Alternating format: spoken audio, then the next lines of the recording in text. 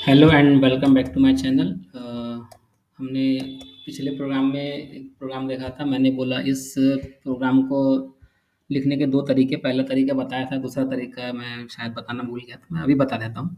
तो दूसरा तरीका ये है, ऐसा कुछ नहीं है कि आप क्या कर सकते हैं कि एड्रेस नाम का जो क्लास है उसको आप अलग फाइल में बनाएंगे, और ये im33 वाली जो क्लास है इसको आप अलग फाइल में बनाएंगे, तो तब भी ये मतलब सेम वर्क करेगा। ये काम इसके पहले हम ऑलरेडी मैं समझा चुका हूँ। जैसे कि याली एग्जांपल में मैंने बताया था आपको।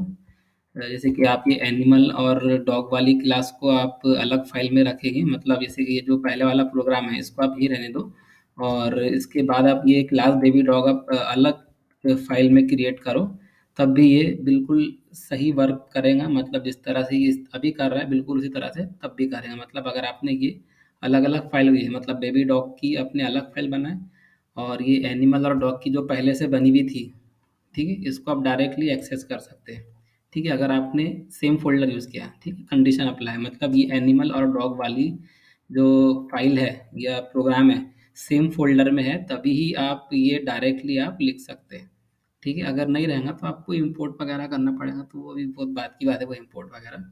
तो वही चीज़ मैं यहाँ पर भी बता रहा था एग्रीगेशन में, कि जैसे कि आप ये एड्रेस नाम की जो क्लास है इसको आप अलग फाइल में आप क्रिएट कर सकते हैं, जो भी आपको नाम देना दे सकते हैं। तो जैसे कि एड्रेस डॉट जावा दे देना, ठीक है, और इसका नाम emp33 डॉट जावा, तो ये और पूरा प्रोग्राम तो ये लिखा ही है। ठीक है, आप प्रोग्राम को टाइप कीजिए ताकि आपकी प्रैक्टिस होती रहे और आपके हाथ जो है कीबोर्ड पे बैठ जाए, और आपको जो बारीक बारीक चीज़ें जो रहती है, जैसे कि आप कुछ लिखना भूल जाते हैं, और अगर आपको किसी प्रोग्राम में कोई भी एरर आता है तो आप प्लीज़ कमेंट कीजिए, मैं आपका एरर सॉल्व करने की कोशिश करूँगा। अगर हो सके तो आप स्क्रीनशॉट भी आप मुझे मेरे व्हाट्सएप पे या इंस्टाग्राम पे भेज सकते हैं मेरा। जैसे कि अगर आप मेरे इंस्टाग्राम के थ्रू आ रहे हैं तो मेरा व्हाट्सएप नंबर भी उस पे अवेलेबल है।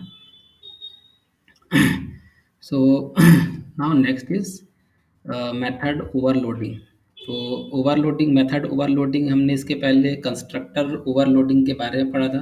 बिल्कुल सेम कॉन्सेप्ट है, मतलब कंस्ट्रक्टर में नंबर ऑफ मतलब पैरामीटर अलग है, नाम वही है और पैरामीटर अलग अलग है, तो वही चीज़ मेथड के लिए भी लागू होती है। तो अगर किसी क्लास में मल्टीपल मेथड है लेकिन सबके नाम जो है एक जैसे है, हमने इसके पहले कंस्ट्रक्टर ओवरलोडिंग का पढ़ा था, आप पिछले वीडियो देख सकते हैं। बिल्कुल सेम कॉन्सेप्ट है, कॉन्सेप्ट में बिल्कुल भी फ़र्क नहीं है।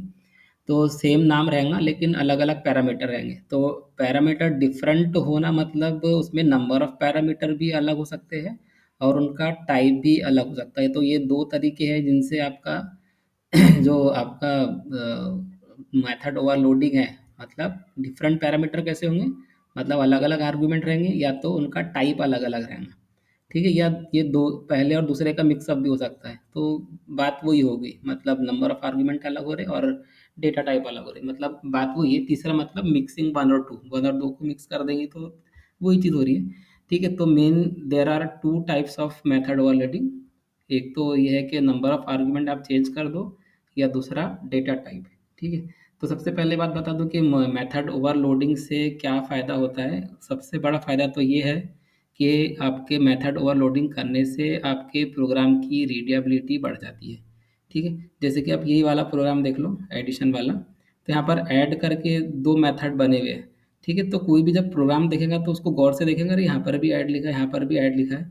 तो इस तरह से क्या होगा, रीडेबिलिटी बढ़ेगी, मतलब कोई भी आपके प्रोग्राम, जब आप प्रोग्राम देखेंगे तो आप उसको पूरा पढ़ने की कोशिश करेंगे। ठीक है, फॉर एग्जांपल अगर मैं वही काम करता, यहाँ पर मैं ऐड वन करके मेथड बनाता, ऐड टू करके मेथड बनाता, ठीक है, और मैं ऐसा कॉल करता, तो यहाँ पे ऐसा रीडेबिलिटी बढ़ने का ऐसे ज़्यादा चांस नहीं रहेगा। ठीक है, क्योंकि काम वही हो रहा है, मतलब एडिशन का ही काम हो रहा है। यहाँ पर भी एडिशन हो रहा है, यहाँ पर भी एडिशन हो रहा है, मैंने इसका नाम ऐड वन डाल दिया, इसका नाम ऐड टू डाल दिया। ठीक है, और यहाँ पर नंबर ऑफ पैरामीटर जो दो है, यहाँ पर तीन है, तो नाम तो अलग अलग हो गए, लेकिन तो यहाँ पे मेथड ओवरलोडिंग वो अचीव नहीं हो रही है। तो जावा ने एक प्रोविज़न दिया मेथड ओवरलोडिंग का, कि आप उसमें पैरामीटर चेंज करके आप सेम नाम के मेथड रख सकते हैं। ठीक है, जैसे कि यहाँ पर आप देख सकते हैं, ऐड इस यहाँ पर एडर वन क्लास में एक दो नाम ऐड नाम के मेथड है, इसका भी नाम ऐड है, इसका भी नाम ऐड है, लेकिन यहाँ पर नंबर ऑफ पैरामीटर कम ज़्यादा है। यहाँ पर दो पैरामीटर है, यहाँ पर तीन मतलब आर्ग्यूमेंट्स, आर्ग्यूमेंट मतलब वैल्यू। ठीक है। तो यहाँ पर आर्ग्यूमेंट्स या पैरामीटर 2 है, यहाँ पर आर्ग्यूमेंट्स 3 है। ठीक है। तो ये पहला मेथड क्या है, method overloading changing of number of argument. ठीक है। तो नंबर ऑफ आर्ग्यूमेंट हम चेंज कर रहे हैं, जैसे कि यहाँ पर आप देख सकते हैं 2 आर्ग्यूमेंट है, यहाँ पे 3 आर्ग्यूमेंट है। तो यहाँ पर तो जब ये मेथड कॉल होगा, यहाँ पे स्टैटिक डालने का एक फ़ायदा ये हो गया कि मुझे इस क्लास का ऑब्जेक्ट बनाने की ज़रूरत ही नहीं पड़ेगी, तो ये डायरेक्टली ये मेथड कॉल हो जाएगा। अगर मैं यहाँ पर स्टैटिक नहीं लिखूंगा तो मुझे पहले इसका एडर वन क्लास का ऑब्जेक्ट बनाना पड़ेगा, फिर ऑब्जेक्ट डॉट ऐड लिखना पड़ेगा। तो इतने झंझट में जाने के बजाय मैं डायरेक्टली क्या रहा हूँ, ये क्लास का नाम डाल रहा हूँ और ये डॉट ऐड कर दे रहा हूँ। ठीक है। तो आप मेन कॉन्सेप्ट आपको ये मेथड ओवरलोडिंग समझाना है। आप बिना स्टैटिक करके भी मेथड ओवरलोडिंग अचीव कर सकते हैं। ठीक है। ऐसा नहीं कि आप स्टैटिक करके ही आप मेथड ओवरलोडिंग हासिल कर सकते हैं। मतलब अगर आपने स्टैटिक हटा दिया तो आपको एडर वन का ऑब्जेक्ट बनाना पड़ेगा, ऑब्जेक्ट जो भी आप नाम देंगे वो ए डॉट ऐड करना पड़ेगा, तो वो सब करना पड़ेगा। तो इससे अच्छा है कि थोड़ा कम लाइन में हमारा प्रोग्राम हो रहा है तो करने में कोई बुराई नहीं है। ठीक है। तो मैंने स्टैटिक कीवर्ड यूज़ किया, तो डायरेक्टली मैं क्या कर रहा हूँ, क्लास का नाम डॉट मेथड का नाम, तो ये बहुत ही आसानी से हो जाता है। नहीं तो आपको क्या करना पड़ेगा, ऑब्जेक्ट क्रिएट करना पड़ेगा। ठीक है। तो अब क्या हो रहा है, एडर वन डॉट एड 11 12। तो यहाँ पर जावा को कोई कंफ्यूजन नहीं होगा कि याले ऐड को कॉल करना है कि याले ऐड को कॉल करना है, वो समझ जाएंगे इसमें 2 पैरामीटर है, इसमें 3 पैरामीटर है। और जब ये ऐड प्रोवो इन्वोक हो रहा है, इसका मतलब ये पहले वाला मेथड ही इन्वोक हो रहा है। ठीक है। तो ए के अंदर आ जाएगा 11, बी में आ जाएगा 12, और ये रिटर्न करेगा वैल्यू ए प्लस बी, मतलब 11 प्लस 12 वो होता है 23। तो system dot out dot print L N क्या आएगा, 23। तो ये 23 डिस्प्ले कर देगा। उसी तरह से एडर वन डॉट एड 11 12 13। तो जावा को कोई कंफ्यूजन नहीं होगा कि इस मेथड को ही कॉल करना है, मतलब दूसरे वाला जो मेथड है जिसमें 3 पैरामीटर है उसको कॉल करना है। तो ए में आएगा 11, बी में 12 और सी में 13, और ये रिटर्न करेगा 11 प्लस 12 प्लस 13। तो मेरे ख्याल से ये होता है 35। तो 35 ये रिटर्न करेगा और ये डिस्प्ले कर देगा। ठीक है। ऐसा कुछ नहीं है कि आपको पहले ये वाला मेथड कॉल करना है, दूसरा इसको करना है। कोई मेथड आप कभी भी कॉल कर सकते हैं। ये हर प्रोग्रामिंग लैंग्वेज की फ्लेक्सिबिलिटी है। ऐसा नहीं है कि आप जिसने आपने जिस मेथड को पहले क्रिएट किया या डिफाइन किया उसी को पहले कॉल करना है, ऐसा कुछ भी नहीं है। ठीक है। तो यहाँ पर मेन कॉन्सेप्ट क्या था, आपको नंबर ऑफ आर्ग्यूमेंट हम चेंज करें, नंबर ऑफ आर्ग्यूमेंट।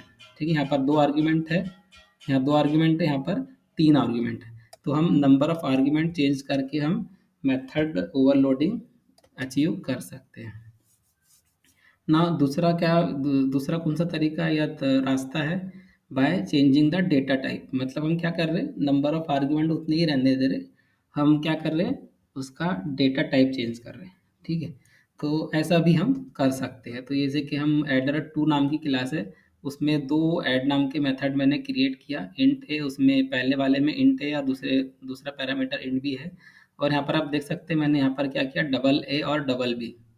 तो जब ये मेथड कॉल होगा, मतलब एडर टू डॉट एड 11 12, तो जावा को समझ में आ जाएगा कि जब ये कॉल हो रहा है, मतलब ये समझ जाएगा कि ये जो डेटा टाइप है ये इंट है, तो ये खुद ब खुद पहले वाले ऐड मेथड को कॉल करेगा और ये रिटर्न आएंगी वैल्यू 11 प्लस 12, और उसी तरह से 23 यहाँ पे प्रिंट हो जाएगा।